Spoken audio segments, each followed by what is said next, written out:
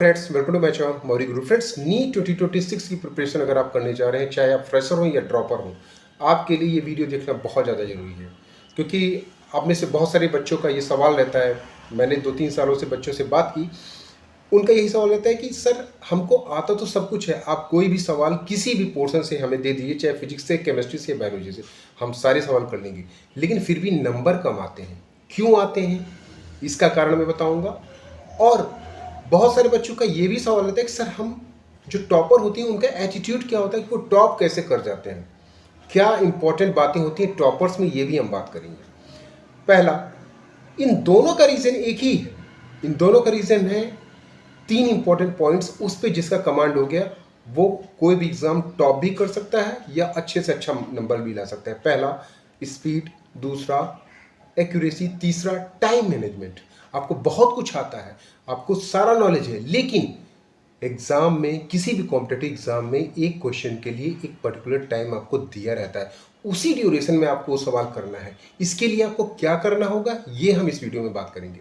क्योंकि नॉलेज होना ही not the big issue, but knowledge अगर कम भी हो लेकिन सवाल आप अच्छी तरह से और स्टिमुलेटेड टाइम में कर ले रहे हैं, that is important factor during your competitive exam, any type of competitive exam. चलिए बात कर लेते हैं स्पीड, टाइम मैनेजमेंट और एक्यूरेसी कैसे आप मेंटेन करेंगे। ये कुछ पॉइंट्स मैंने बताए हैं, 10 पॉइंट्स बताए हैं। इन सब पे अगर आप फोकस करेंगे वन बाय वन, तो आपका कोई भी दिक्कत नहीं होगी, सब आप कर सकते हैं, कोई भी टारगेटेड स्कोर अचीव कर सकते हैं, इवन आप टॉप भी कर सकते हैं। Exam pattern, practice regular, time management, strong fundamentals, break study, mental health, short tricks, learn from past mistake. That is important point. One of the most important points is learn from the past mistake, जो कि बहुत सारे बच्चे नहीं करते हैं। Stay patient and never lose attitude. ये तो रही बात, ये ओवरथ्रू गए। अब इनका एनालिसिस कर देते हैं, इन पॉइंट का मतलब क्या है। एग्जाम पैटर्न, पहले तो नीट का मैं बताने जा रहा हूँ, तो नीट का ही एग्जाम पैटर्न आपको बता दो, क्योंकि एग्जाम पैटर्न आपको पता नहीं रहेगा तो आप प्रिपरेशन उस हिसाब से नहीं कर पाओगे। ना आपको टाइम का कुछ पता रहेगा, ना ही आपको किस तरह से क्वेश्चन पेपर आता है ये भी पता रहेगा, तो आप सवाल नहीं कर सकते हो। तो बेटर है कि सबसे पहला स्टेप यही है कि आपके एग्ज़ाम का पैटर्न आपको पूरी तरह से पता चलना चाहिए। तो एक एनटीए का, नीट का मैं आपको बता रहा हूँ, ऑब्जेक्टिव बेस्ड क्वेश्चन होते हैं। 1/4 की नेगेटिव मार्किंग बहुत ज़्यादा जरूरी पॉइंट है, नेगेटिव मार्किंग के विक्टिम नहीं होना है। 4 मार्क्स का एक क्वेश्चन होता है, 1 मार्क्स काट लिए जाते हैं अगर आपने गलती की है तो।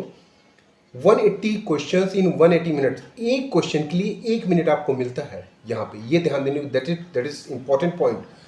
45 question physics, 45 chemistry and 90 biology. ठीक है, पेन एंड पेपर मोड होता है, OMR बेस्ड होता है। Moderate to difficult question paper हमेशा आता है। पहले ये इजी आता था, लेकिन 2025 से अब आपको इजी क्वेश्चन पेपर देखने को नहीं मिलेगा।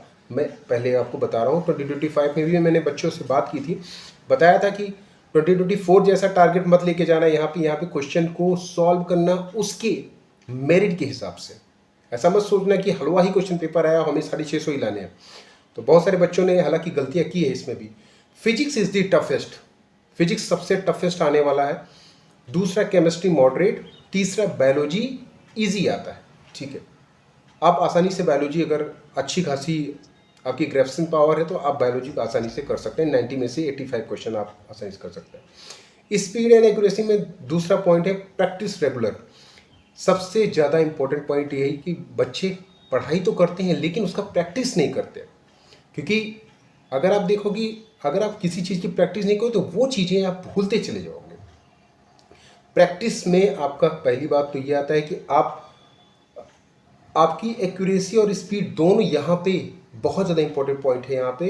क्योंकि मॉक टेस्ट आप करेंगे या फिर पुरानी टेस्ट सीरीज़ करेंगे तो उससे गलतियाँ आप फाइंड आउट करेंगे। मान लीजिए पहली टेस्ट सीरीज़ आपने की, उसमें कितना टाइम आपको लगा ये आप कैलकुलेट करेंगे, ये आप लिखते जाएंगे। मान लीजिए 180 मिनट्स आपने दिए, ठीक टेस्ट सीरीज़ आपको वैसे ही करनी है जैसे आपका एग्ज़ाम का पेपर होता है। ठीक है, 180 मिनट्स में मान लीजिए आपने टोटल मान लीजिए कि आपने 140 या 150 क्वेश्चन किए कितने, पहली बात तो यहाँ पे लिख दीजिए अटैम्प्टेड, कितने अटैम्प्ट किए, रॉन्ग कितने रॉन्ग किए, किस किस पोर्शन में रॉन्ग किए, फिजिक्स केमिस्ट्री बायोलॉजी, और फिजिक्स केमिस्ट्री बायोलॉजी में भी रॉन्ग किए तो कौन सी ऐसी यूनिट है जहाँ पे रॉन्ग किए, कौन सा ऐसा पोर्शन है जहाँ पे आप रॉन्ग किए, वो आपका वीक एरिया होता है।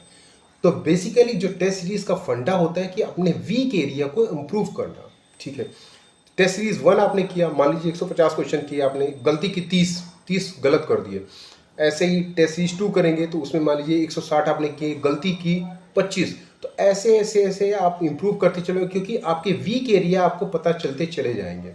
तो मॉक टेस्ट सीरीज का यही एक फ़ायदा होता है, सबसे इम्पोर्टेंट फ़ायदा होता है कि एग्ज़ाम किस तरह से आता है ये आपको पता चल जाएगा। दूसरा ये कि आप डे बाय डे इम्प्रूव करते चले जाओगे, क्योंकि बहुत सारे बच्चों के साथ, टॉपर के साथ आप देखते होंगे वो बहुत ज़्यादा क्वेश्चन की प्रैक्टिस कर लेते हैं, 8-10 हज़ार क्वेश्चन, 15,000 क्वेश्चन प्रैक्टिस कर लेते हैं।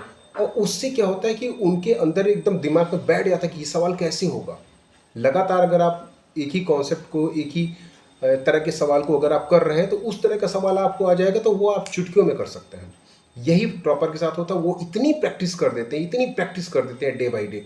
और करना यही आपको भी है कि जितनी प्रैक्टिस हो सके, जितनी बार पढ़ सकें, फिजिक्स केमिस्ट्री बायोलॉजी जितनी बार पढ़ सकें, मीन्स अपना जी जान लगा दीजिए, वही आपको सक्सेस दिलाएगा। वरना अगर आप ये सोचें कि नहीं ठीक है इतना पढ़ लिया ज़्यादा हो गया, ऐसा कुछ नहीं होता है। जितनी बार पढ़ सकें, मीन्स आपके अंदर यहाँ पे घूमता रहे, मीन्स आप चलते रहें, उठते रहें, बैठते रहें, तो फिजिक्स केमिस्ट्री बायोलॉजी के वो कॉन्सेप्ट घूमते रहे। इवन अगर आप बाहर जाएं तो आपको लग जाए, ठीक है, कोई भी अगर आपने फूल पत्ती देखी तो आपको लग जाए कि हाँ ये यहाँ पे बॉटनी का कौन सा पार्ट क्या यूज़ हो रहा है, सेल्स हैं क्या है, कौन कौन सा यूज़। इस तरह का अगर आपको एक फिगर बनने लगा दिमाग में तो आप कर जाओगे। बहुत ही ज़रूरी है, क्योंकि टॉपर्स में यही एक खासियत होती है, जितनी क्वेश्चन मैक्सिमम प्रैक्टिस कर सकते हैं वो प्रैक्टिस करते हैं। तो सबसे इंपॉर्टेंट पॉइंट ये है। दूसरा है स्ट्रॉन्ग फंडामेंटल्स। जो टॉपर्स होते हैं या फिर जिन्होंने अच्छा स्कोर किया है, उनका फंडामेंटल कभी वीक हो ही नहीं सकता है। क्योंकि अगर आपका फंडामेंटल वीक होगा, 10+2 या 10th का वीक होगा या 8th का वीक होगा, या जो बेसिक पॉइंट होते हैं वो वीक होंगे, तो आप जो डिफ़िकल्ट क्वेश्चंस आएंगे उसको आप नहीं कर पाओगे, क्योंकि फंडामेंटली आपका वीक, तो वो चीज़ें आपको लर्न ही नहीं होंगी।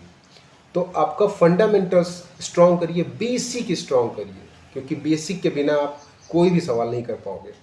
Time management is the key to success. जैसे मैंने बोला कि चाहे आपके लिए एग्ज़ाम के लिए 8-9 महीने का टाइम हो, ये भी ज़रूरी है। चाहे आप एग्ज़ाम में 3 घंटे का जो टाइम हो, वो भी ज़रूरी है। 8 महीने का अगर टाइम मिला है तो इसको यूटिलाइज़ करिए, एक एक दिन का यूटिलाइज़ करिए, तभी कुछ होगा। अगर आप ये सोचते कि 8 महीने का टाइम बहुत ज़्यादा है, तो ऐसा कुछ नहीं है। लास्ट में अगर 2-3 महीने पढ़ने लगोगे ना, तो एग्ज़ाम तो क्वालिफाई हो जाएगा, 200-300 नंबर भी आ जाएंगे, लेकिन आप बहुत अच्छा स्कोर नहीं ला पाओगे। तो अभी से आपको एक एक सेकंड का यूज़ करना है। यही होता है कि आप लोग अभी ढिलाई कर देते हो, और जो बच्चे ऑलरेडी 600, 650 या 700 स्कोर लाते हैं, टॉपर होते हैं, वो अभी से ही उस तरह की पढ़ाई करते हैं जैसे आप 3 महीने पहले या 2 महीने पहले करते हो।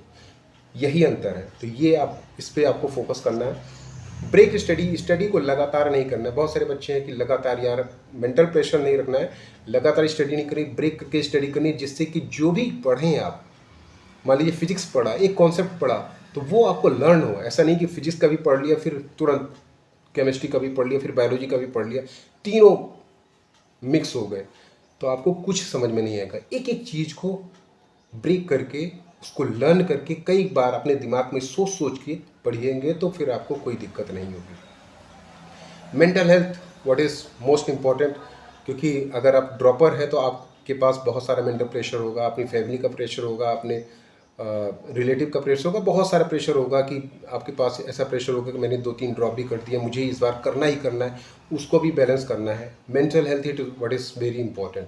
आपको कुछ भी यहाँ पे नहीं करना है, केवल स्टडी पे ही फोकस करना है।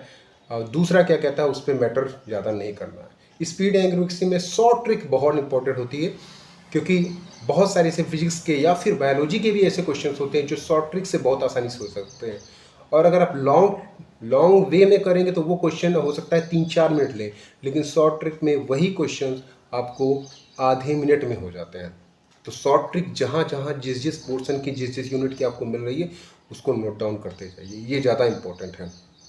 Short trick very important for any type of competitive exam, क्योंकि अल्टीमेटली आप वहाँ पे क्वेश्चन का सोल्यूशन लाना ज़्यादा इंपॉर्टेंट है, उसका आंसर लाना ज़्यादा इंपॉर्टेंट है, ना कि आप एक पन्ने का उसका सोल्यूशन लेके आए। ठीक है, तो यही इसी को कहते हैं स्मार्ट माइंड। स्मार्ट माइंड वही है जो कि क्वेश्चन को बहुत ही ईजिली और कम टाइम में सॉल्व कर सके। अभी अगर आपको दे दिया जाए सब्जेक्टिव में तो आपको स्टेप बाय स्टेप करना पड़ेगा, लेकिन यहाँ पे स्टेप की कोई ज़रूरत नहीं, क्योंकि फाइनल आंसर अगर आपका सही है तो आपको नंबर मिल जाएंगे। लर्न फ्रॉम पास्ट मिस्टेक, ये बहुत ज़्यादा इंपॉर्टेंट है। बहुत सारे बच्चे हैं जो ड्रॉपर हैं, वो अपनी पास्ट मिस्टेक से लर्न नहीं करते, या फिर अगर आप टेस्ट सीरीज़ भी कर रहे हो तो पास्ट वाली टेस्ट सीरीज़ में क्या गलतियाँ की है वो सारी चीज़ों से सीख के नेक्स्ट टेस्ट सीरीज़ आप ज्वाइन करेंगे, नेक्स्ट सीरीज़ करेंगे तो आपको फ़ायदा होगा। अगर आप पुरानी चीज़ों पे मिट्टी डालते चले जाएंगे तो फिर आप नई चीज़ें इम्प्रूव नहीं कर पाएंगे। तो पुरानी चीज़ों पे वर्क करना ज़्यादा इंपॉर्टेंट है। मिस्टेक्स जो कर रहे हैं आप, चाहे कैलकुलेशन मिस्टेक कर रहे हैं, स्पीड कमेंट में कोई गलती हो रही है, एक्यूरेसी में कोई गलती हो रही है, सब कुछ आपको इम्प्रूव करते ही चलना, स्टेप बाय स्टेप, तभी कुछ होगा। Stay patience is important. चाहे आप एग्ज़ाम का क्वेश्चन पेपर सॉल्व कर रहे हैं, कुछ सवाल नहीं आते तो बच्चे पेशेंस लूज़ कर देते हैं, यार मेरा तो होगा ही नहीं, ऐसा कुछ नहीं करना है। चाहे आप अभी से प्रिपरेशन स्टार्ट कर रहे हैं, 8-9 महीने का टाइम है, इसमें भी बहुत सारे ऐसे फेजेज आएंगे जहाँ पर आप लोग यार मुझसे तो नहीं होगा, ऐसा कुछ नहीं करना है। पेशेंस में ही अपनी स्टडी करनी है, पूरा टाइम देना है जितना है, फिर आगे देखा जाएगा क्या होता है क्या नहीं होता। नेवर लूज एटीट्यूड सबसे इंपॉर्टेंट है, मैंने लास्ट में रखा है, लेकिन सबसे इंपॉर्टेंट यही है। बहुत सारे बच्चे बहुत जल्दी होपलेस हो जाते हैं कि यार नहीं हो रहा है मुझसे, ये बिल्कुल नहीं करना है। आपने 1-2 ड्रॉप कर दिया है, इम्प्रूव कर रहे हैं लगातार, तो कभी भी ये मत सोचिए कि नहीं इस बार भी मेरा नहीं होगा, क्वेश्चन पेपर कैसा आएगा क्या नहीं आएगा। अपने आप पे डाउट नहीं करना है, नेवर लूज एटीट्यूड होना चाहिए, क्योंकि यही सबसे इम्पॉर्टेंट है। चाहे आपका वर्स्ट से वर्स्ट टाइम हो, आपको कॉन्फिडेंस लूज़ नहीं करना है ड्यूरिंग योर प्रिपरेशन। अभी जो 8-9 महीने का टाइम, ड्यूरिंग योर एग्ज़ाम वो भी नहीं करना है। ठीक है, कोई सवाल आता है ईजीएस्ट क्वेश्चन पेपर, आपको क्वेश्चन नहीं आया तो आपको ये नहीं करना यार मेरा तो बार बार गलत होता है, उस पर वर्क करिए तभी आप कुछ कर पाएंगे। तो नेवर लूज एटीट्यूड ये होना चाहिए। अगर आप ड्रॉपर को देखेंगे जो ड्रॉप करके अच्छा स्कोर लाते हैं, उनका भी यही फंडा होता है, नेवर लूज एटीट्यूड, तभी वो सक्सेसफुल हो जाते हैं। चाहे टॉपर हो, उनका भी यही फंडा होता है। बहुत सारे टॉपर हैं जो सेकंड टाइम में टॉप करते हैं, तो ये भी एक फंडा होता है कि नेवर लूज एटीट्यूड उनका बना ही रहता है। तो ये सारी चीज़ें हैं, फोकस करेंगे तो 100% आपका सिलेक्शन रोकने से और कोई मतलब रोक ही नहीं सकता है। ठीक है, कोई दुनिया की ताकत रोक नहीं सकती, बशर्ते कि इन सब पॉइंट्स पे आपको वर्क करना है। जहाँ तक एग्ज़ाम पैटर्न की बात है, वहाँ से लेकर नेवर लूज एटीट्यूड तक पूरा जितना मैंने आपको बताया है, एक एक पॉइंट्स पे डेली बेसिस पे वर्क करिए। 100% है, टॉप भी कर सकते हैं, अपना टारगेटेड स्कोर भी ला सकते हैं, बशर्ते कि इन सब चीज़ों में ढिलाई आपको नहीं करनी है, अभी से लगना है। ये 2-3 महीने में टाइम में कुछ नहीं होगा। 2-3 महीने या 1 महीने के टाइम में अगर आप एग्ज़ाम देते हैं तो आप केवल नीट को क्वालिफाई कर पाएंगे। यहाँ पर आप अच्छा स्कोर नहीं ले पाएंगे कि आप गवर्नमेंट कॉलेज या फिर किसी रेपुटेड इंस्टीट्यूट में आपको एडमिशन मिल सके। तो ये सारे पॉइंट्स हैं दोस्तों, इन पे फोकस करिए, क्योंकि यही आपको सक्सेस दिलाएंगे। आई होप ये वीडियो आपको अच्छा लगा हो, लाइक और शेयर जरूर करें।